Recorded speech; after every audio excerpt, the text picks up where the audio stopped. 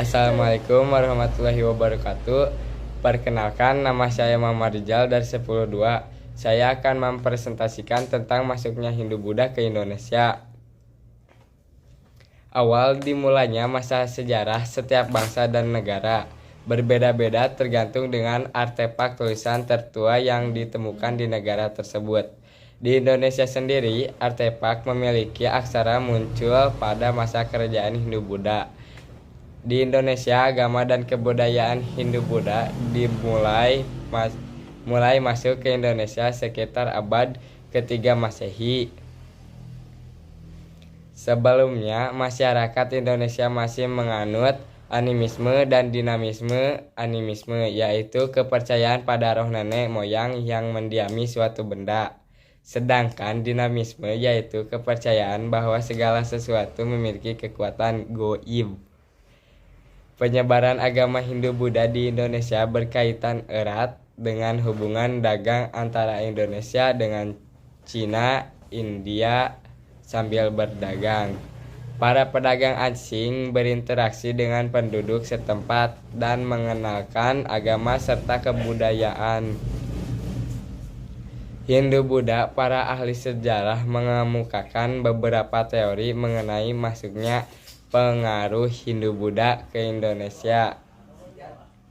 Teori pertama itu teori Brahmana oleh Jesse Van Leur. Menurut teori ini, kaum Brahmana atau pramuka agama datang ke Indonesia atas undangan untuk penyebaran agama Hindu-Buddha. Teori kedua yaitu teori kesatria oleh F.D.K. Bose, di mana penyebaran agama Hindu-Buddha dilakukan oleh para kesatria dan prajurit. Teori Waisya oleh N.G. Krom menyatakan bahwa pengaruh Hindu-Buddha disebarkan oleh para pedagang.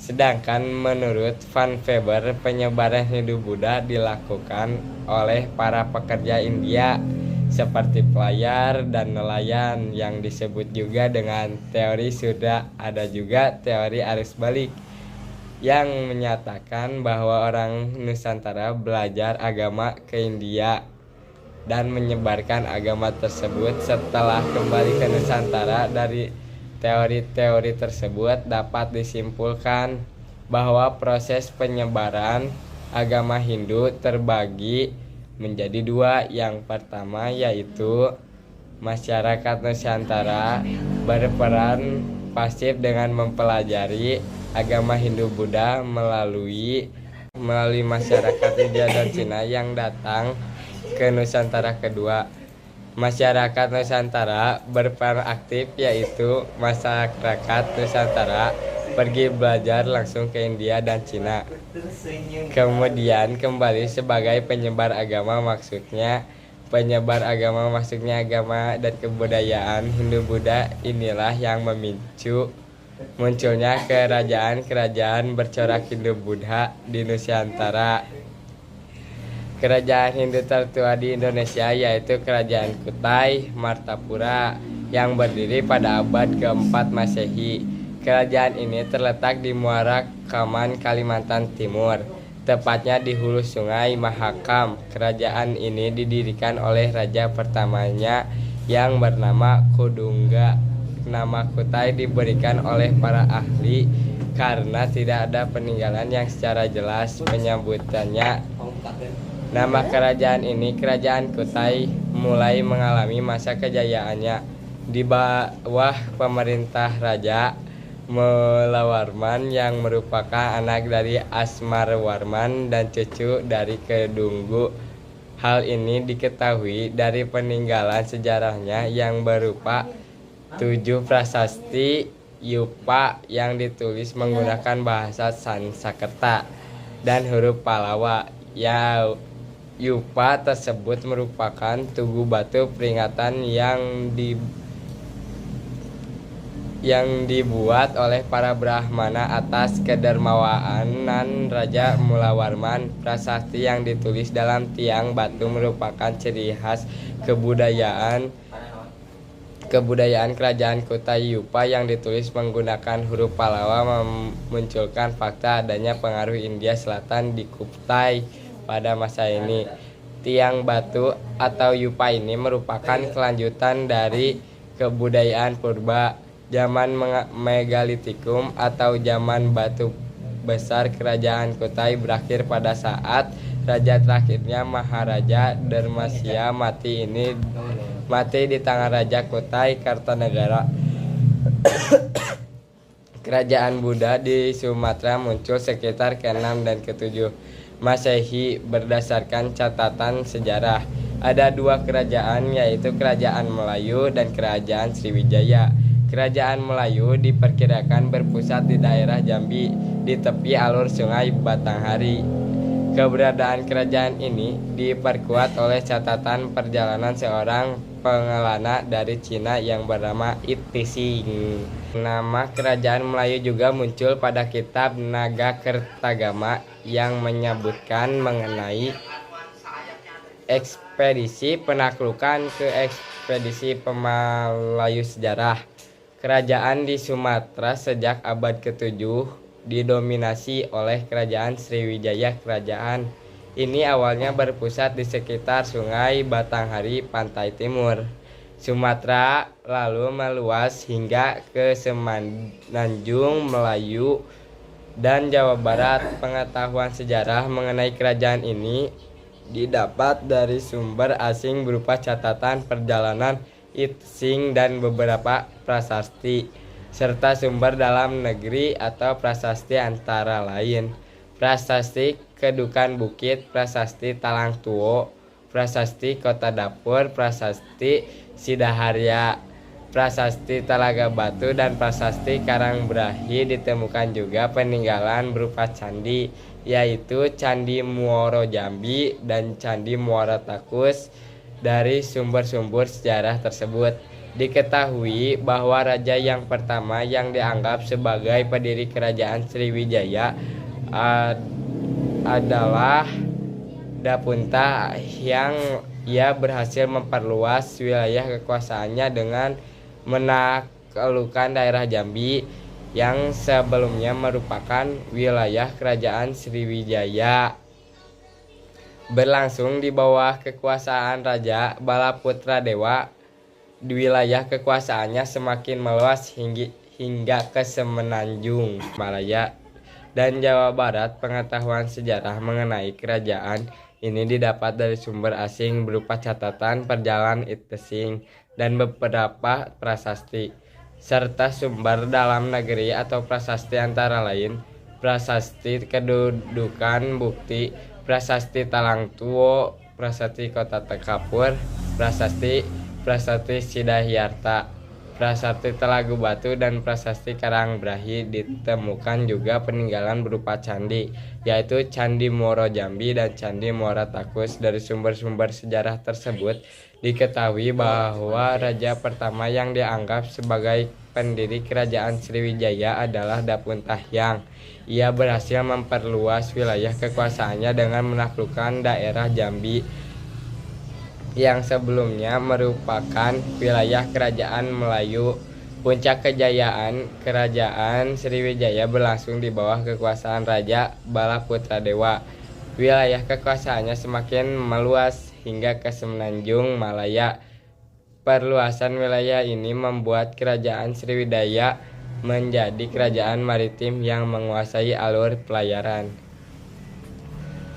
dan jalur perdagangan di Laut Cina Selatan dan Selat Malaka. Sriwijaya kemudian menjadi pusat pembelajaran agama Buddha dan pusat penyebarannya ke Asia Tenggara. Raja terakhir dari kerajaan Sriwijaya adalah Sri Sanggrama Wijaya Tunggawarman. Sriwijaya mulai runtuh dengan adanya serangan dari kerajaan Chola dari India melalui ekspedisi Pamalayu. Kerajaan Malayu yang berada di bawah Sriwijaya pun dikuasai oleh Singasari. Kerajaan pun semakin melemah dan akhirnya runtuh pada akhir abad ke-14 akibat serangan kerajaan Majapahit pada abad ke-4 hingga ke-7 Masehi. Kerajaan yang berkuasa di wilayah barat Pulau Jawa adalah Kerajaan Tarumanegara. Di kerajaan ini didirikan oleh raja pertamanya Jaya Singawarman yang berlokasi di daerah Bogor, Jawa Barat. Sumber sejarah dari Kerajaan Tarumanegara berupa 7 buah prasasti: Prasasti Ciarutem, Prasasti Kebon Kopi, Prasasti Jambu, Prasasti Muara Cianten, Prasasti Tugu, Prasasti Pasir Awi, dan Prasasti Munjul Sumbur. Sejarah penjelajahan Cina bernama Fahian yang menyebutkan keberadaan Kerajaan Tarumanegara. Ada pula catatan dari Kerajaan Dinasti Sui dan Dinasti Tang, peninggalan prasasti yang ditulis dengan bahasa Sanskerta dan huruf Pallawa, menunjukkan kuatnya pengaruh Hindu dan India pada kerajaan ini. Dari beberapa prasasti tersebut dapat diketahui bahwa raja besar yang memimpin Kerajaan Tarumanegara adalah Raja Purnawarman. Kehidupan masyarakat Kerajaan Tarumanegara mengandalkan sektor pertanian dan perdagangan. Hal ini dibuktikan dari isi prasasti Tugu yang dibuat pada masa Raja Purnawarman mengenai pengalian sungai. Pengalian ini berupaya untuk menghindari banjir dan untuk mengisi irigasi pertanian Tarumanegara.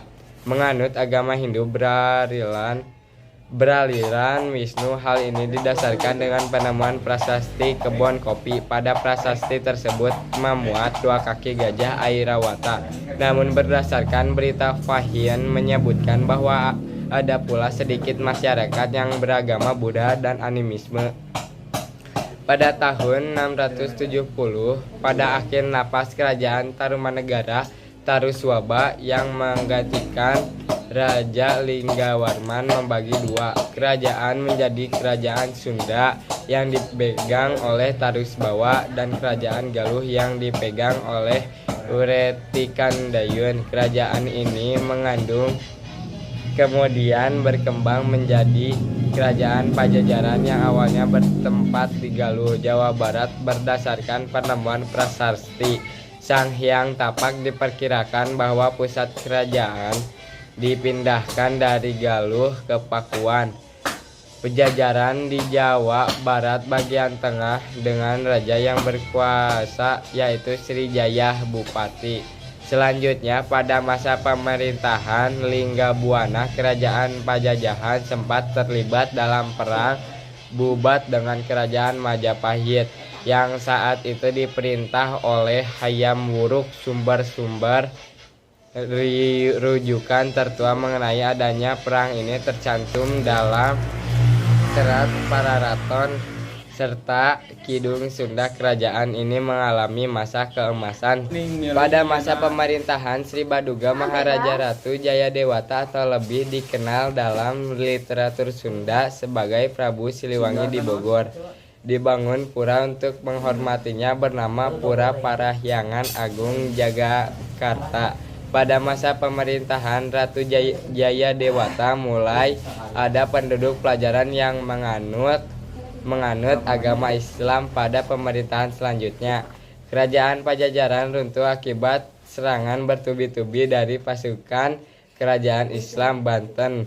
Sebagian orang yang selamat dari serangan itu menyingkir ke pedalaman dan membantu komunitas yang mengisolasi dari mereka dari luar. Sebagian peneliti berpendapat bahwa komunitas inilah yang sekarang bernama suku Baduy. Kisah kerajaan-kerajaan Hindu-Buddha di Indonesia tidak terhenti sampai di sini. Pengaruh Hindu-Buddha di Indonesia masih terus berlanjut.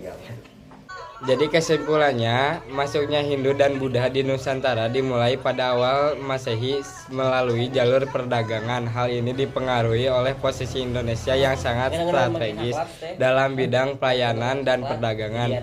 Melalui hubungan perdagangan muncul pengaruh bagi kedua belah pihak dan terjadilah akulturasi kebudayaan. Mungkin hanya itu yang dapat saya sampaikan. Mohon maaf bila banyak kekurangan dan kesalahan. Terima kasih. Wassalamualaikum warahmatullahi wabarakatuh.